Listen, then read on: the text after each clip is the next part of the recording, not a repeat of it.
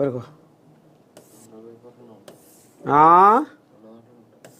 ఏది రెండో దాంట్లో ఏమన్నాడో ఇందాము బీజేపీ చీఫ్ని ఏమన్నాడో ఇందామంటే ఎవరికి కాదు ఎక్కడ ఓ ఇదొకటి ఇది రెండోది ఇంట్లో ఏది మరి ఏది ఇలా రెండులా లేదు సరే ఇక ఇక ఇట్లా ఉంది కథ. ఇప్పుడు రైతన్నలు యూరియా యూరియా యూరియా అని కలవరిస్తూ ఉన్నారు, యూరియా కోసం తిప్పల పడుతూ ఉన్నారు. ఎందుకంటే మరి ఇక నిన్నయాల ఇక మరి సెలవు తీసుకున్న ఆనదేవుడు కుమ్మరెచ్చిపాయి ఇంతో అంత పొలం దాడిచి నాట్లు బోట్లు వేసుకురు, ఇత్తనాలు బొత్తనాలు పెట్టుకున్న చేనులు జర్రంతా ఏ గిత్త వచ్చినట్టున్నాయి.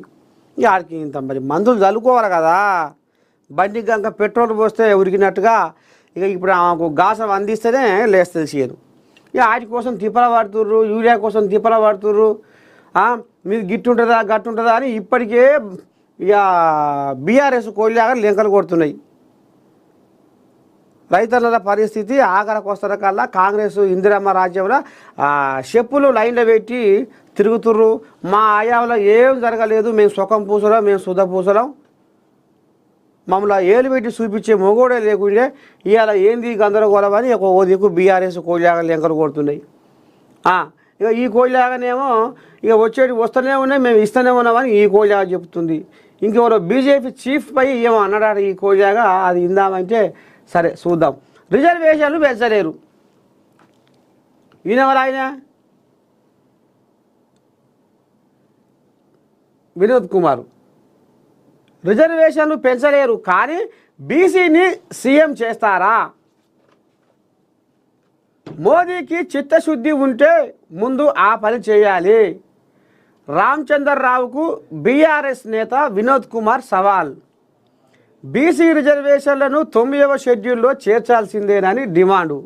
కానీ ఇప్పుడు మనం ఒక్క ముచ్చట చెప్పుకోవాలన్నా BC BC BC BC bill BC bill BC bill. ఇప్పుడు తెలంగాణలో ఒక విస్ఫోటనం రాబోతున్నది అనేది ఇప్పుడు సోషల్ మీడియా కూడా కోడైకూస్తుంది.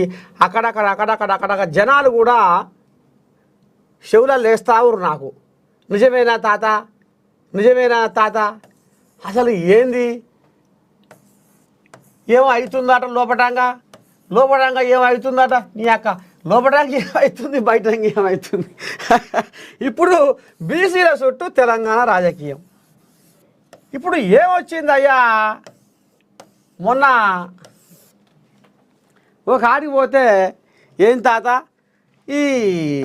ఇప్పుడు కవిత వాళ్ళ అయ్యా 10 ఏళ్ళు అధికారంలో ఉన్నప్పుడు కవితమ్మ అసలు నోట్లకెళ్ళి పలికెళ్ళలేదు. ఇప్పుడు ఆమె కూడా బీసీ రాగమే ఎత్తుకుంది. ఇదొకటి. ఇక ఇప్పుడు బీజేపీ వాళ్ళేమో బీసీ బీసీ బీసీ బీసీ మేము రాబోయే రోజుల్లో మా బీజేపీ ఉరుకులో పెడుతుంది, ఉరుకులో పెడితే మేము రాబోయే రోజుల్లో బీసీనే ముఖ్యమంత్రిని చేస్తామని వాళ్ళు అంటుర్రు. అసలు ఇది మరి ఏందన్నట్టు తాత, ఏదో కథ నడుస్తున్నట్టు కొడుతుంది. నిజంగానే మరి ఈటే రాజేందర్ బీసీ బిడ్డనేనా? మరి బీసీ వాళ్ళకు మరి బీజేపీ వాళ్ళు అన్యాయం చేసినట్టు కొడుతుంది. మరి ఓసీకే మరి బీజేపీ పెబ్బను ఓసీ వాళ్ళకే ఇచ్చిర్రు. మరి ఇప్పుడు అసలు ఈటే రాజేంద్ర కవిత ఏదో చేస్తుర్రాట, ఏంది ఏం కదా తాత అని గుసగుస బయటకు వచ్చే ఒరి గుసగుస చల్లకుండా. ఇక ఇప్పుడు బీసీల చుట్టూ తెలంగాణ రాజకీయం తిరుగుతుంది. ఇక్కడ కవిత ఈటెల కొత్త పార్టీకి ఇప్పుడు ముహూర్తం సురు చేసిర్రాట. ఇక ఎందుకంటే ఇప్పుడు కవితకు ఇంట్లో వ్యవహారం కలిసి రాకుండా అయింది. అన్న కవితను చూస్తే తాజువాము పగబట్టినట్టు పగబట్టి ముంగీసకు తాజువాముకు ఏ రకమైన విరోధం ఉంటుందో ఇప్పుడు ఆ రకంగా ఇద్దరికి పంచాది వనగూడింది. మరి ఏం చేయాలి కవితమ్మ? స్టీరింగు నేనే తిప్పాలి, నేను తప్ప ఈ స్టీరింగ్ ఎవరు తిప్పొద్దు. మా బావ కూడా నా పక్క పంచే కూర్చోవాలి. ఇక మరి ఇదైతే వాస్తవమే. ఎందుకంటే ఆనాడు అయ్యా కేసీరావు కూడా నా కొడుకు ముఖ్యమంత్రి కావాలని కలలుగా అన్నాడు.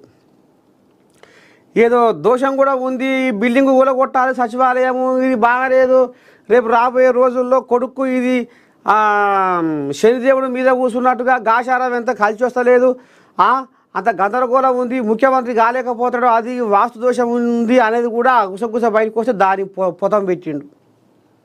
ఇక మరి ఎటువంటి కొడుకుని కళ్ళారా ముఖ్యమంత్రిగా చూసుకోవాలని కేసీరావు ఉంటుంది కదా ఏ తండ్రికైనా కొడుకు పెద్దోడు కావాలని.